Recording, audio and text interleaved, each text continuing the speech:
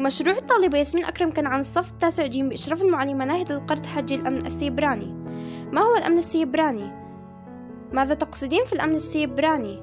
وما الهدف من الأمن السيبراني؟ من الأكيد أن هذه الأسئلة تدور في عقولنا، ولكن سأعرض لكم فيديو يوضح لكم جزء من الأمن السيبراني. استخدامات الإنترنت وائتماننا عليه يزيد ويتوسع دائما، وبنفس الوقت تزيد عمليات الاختراق وتنوع طرقها وتزيد أثارها.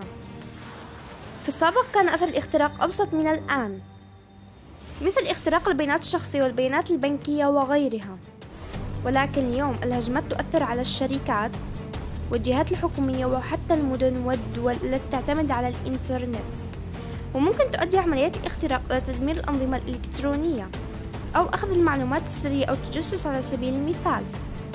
كل ما الدول تحتاج تنظم هويتها وإمكانياتها الوطنية لحماية فضائها السيبراني وتدافع عن أنظمتها ومعلوماتها، وهذا جزء من الأمن السيبراني، ومن خلاله يتم حماية الشبكات والأنظمة والأجهزة والبرمجيات كل ما فيها من بيانات مثل من الاختراق أو التعطيل أو التعديل أو حتى الدخول والاستخدام والاستغلال.